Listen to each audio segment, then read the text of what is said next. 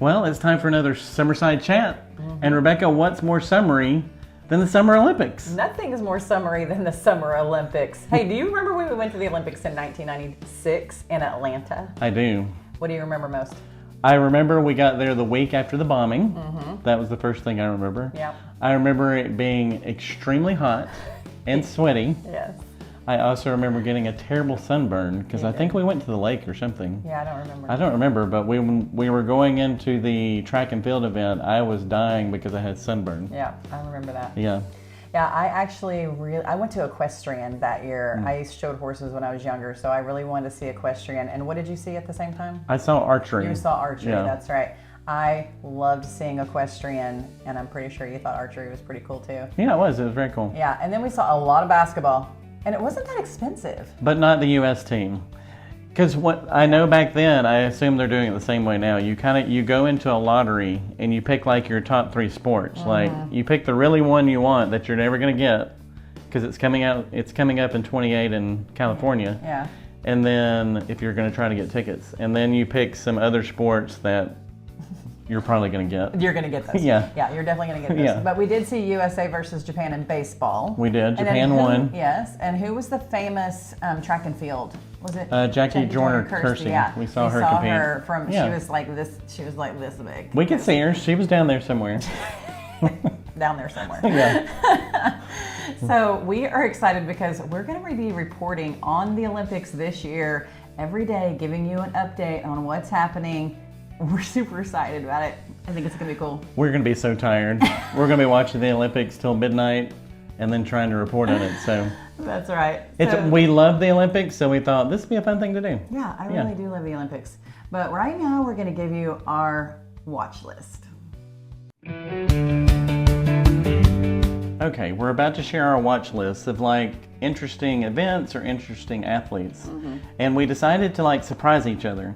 So we went off into different areas of the house and put together our little list. Well, what's cool is I'm sitting right next to Rebecca's list. I feel like we're like local anchor people. We've got our little notes and stuff here of the news. And what's interesting is I'm still going to be surprised because I cannot read Rebecca's handwriting. I have the worst handwriting. You have like a doctor's handwriting. So I'm still going to be surprised even though I can see all of your notes.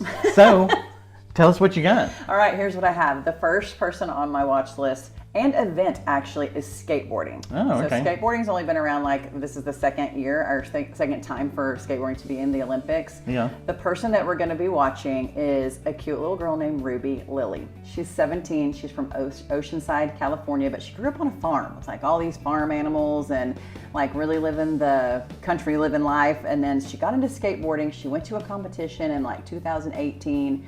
And really saw these girls doing all these crazy tricks, all this cool stuff. And she was like, I am either going to buckle down and get better at this sport, or I'm going to find another sport because I'm going to learn how to do what they're doing. And she did, in fact, learn how to do what they're doing. She's competing this year in the park competition, which in the rule book, I just want to say, like, I never know what they're judging on. Sometimes you watch these routines and you think, they look amazing. And then they'd get doctor something you didn't even know. And then the like announcer is just dogging their whole performance and you're like, that looked amazing to me. Right, like Yeah. we could even remotely do Right. that.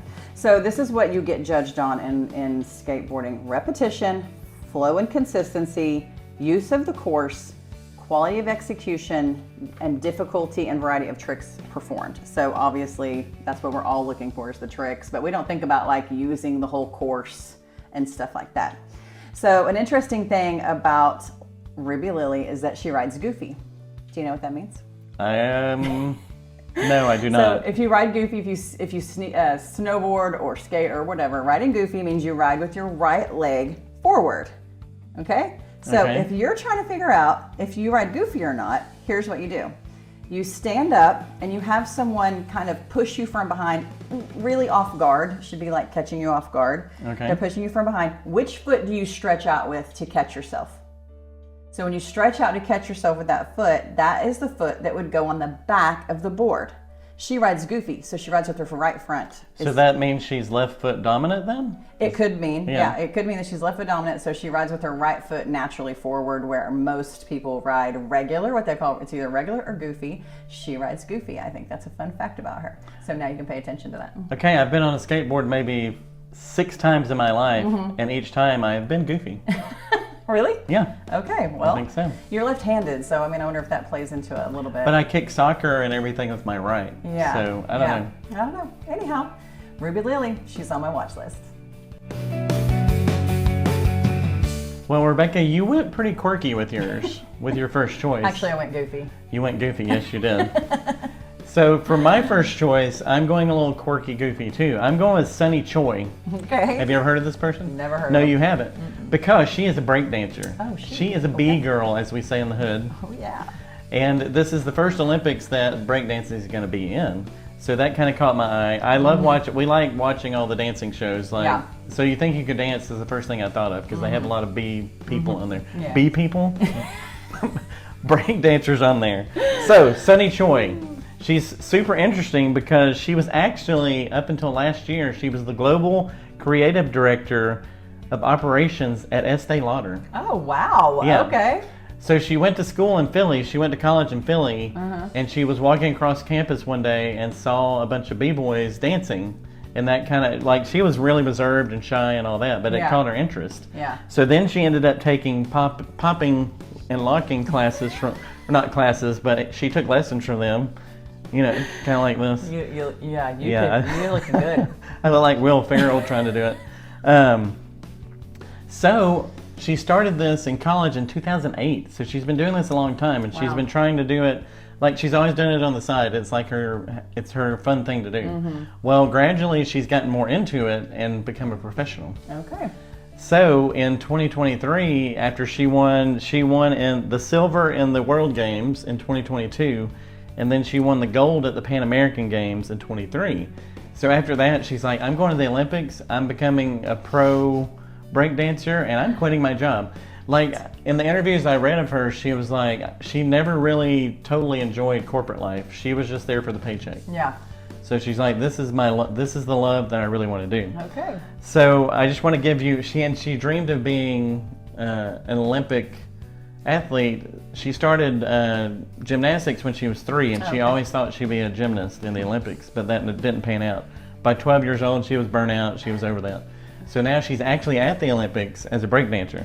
So and, cool. And here's some of the scoring, because this is like another new event like your skateboarding. They score in 6 categories. It's creativity, musicality, performance, personality, technique, and variety. Wow. So 60% of that is performance and creativity. And I cannot wait to see this. Yeah.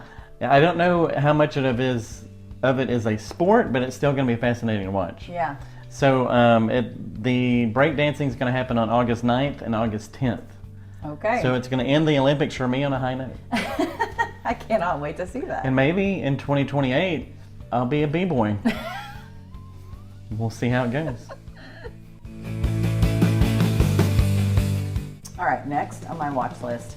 I've always loved this sport, even though I don't seem to watch that much of it, and you're going to be shocked. Okay. Synchronized swimming. Really? But it's not called that anymore. What is it called? It's called artistic swimming. Okay. I don't really know why they changed the name. I just think it's interesting. Okay, do you really understand what these people do? They are the most intense athletes. It is like they can't touch the ground underneath the pool. Yeah. I mean, I love it now that they have the underwater shot and they can't see, you have to go under, you can see, like they can't touch the ground. All the things they're doing are there. I want you to picture like cheerleaders building a pyramid. What do? They stand on the ground and build a pyramid. These people do it under the water with not touching the ground. Can you imagine how hard that would be? This is like one of the most intense, I don't know, this sport blows my mind. And also, they can't breathe while doing it. They're building a pyramid, not touching the ground, and not breathing. That is crazy, Scott. They're like superhuman. They It's like really- aqua people. They for real really are. Yeah. So think about like the next time you go out for a run behind your house at your park, make sure you try to hold your breath while you're running for like 15 or 20 seconds. And then you can breathe for 10 seconds. And then try to do the same. It's like running a marathon and only being able to take breaths every so often. I'm totally blown away by these people.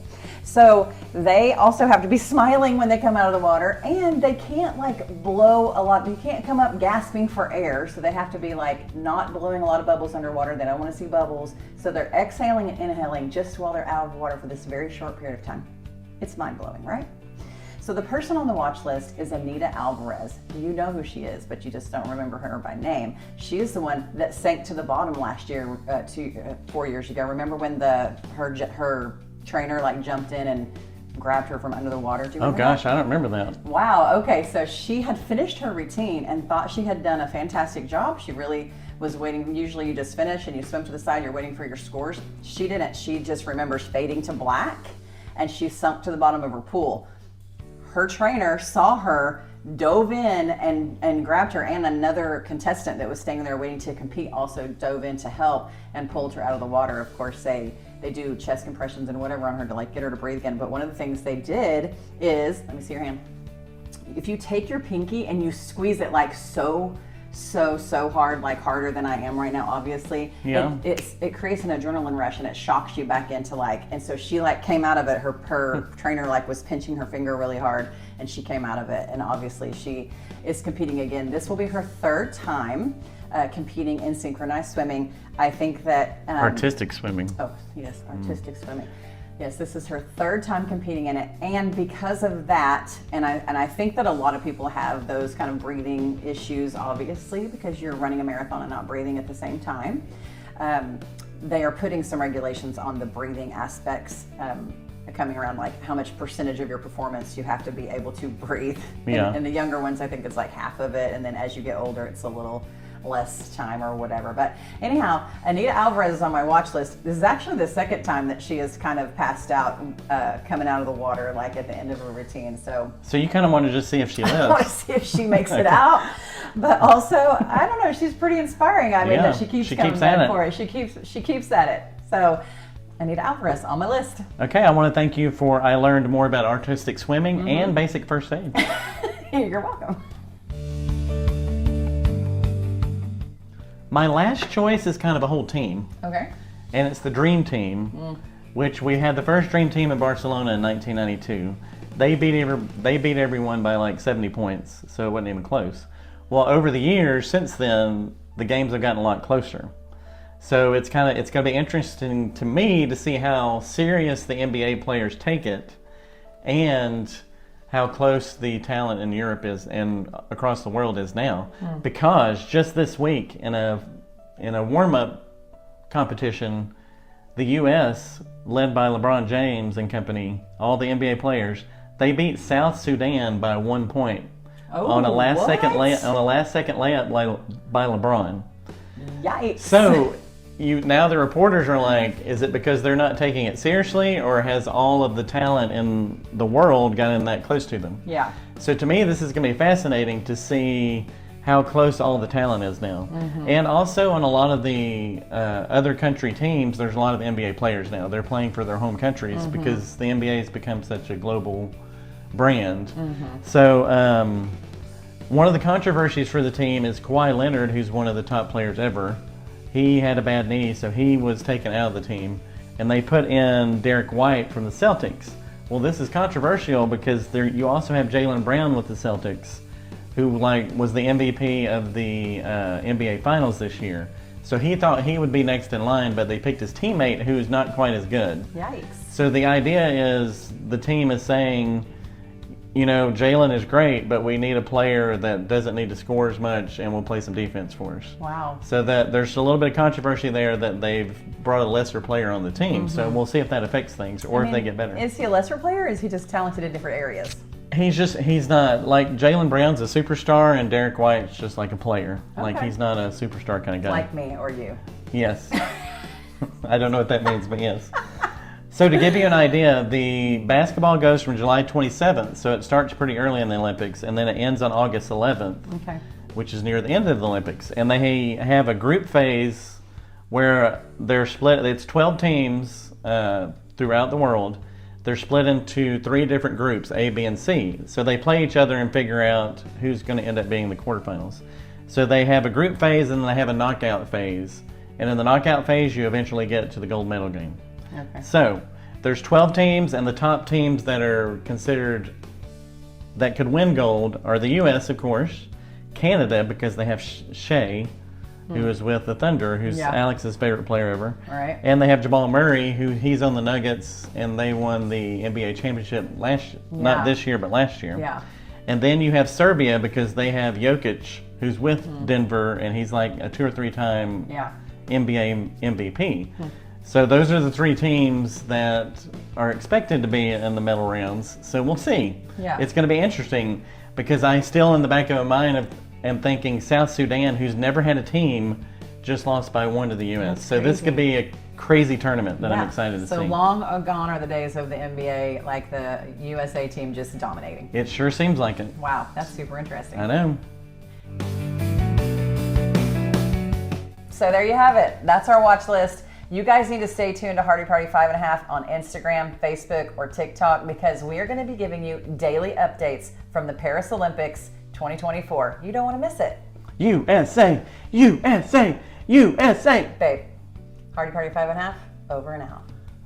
We'll see you next time.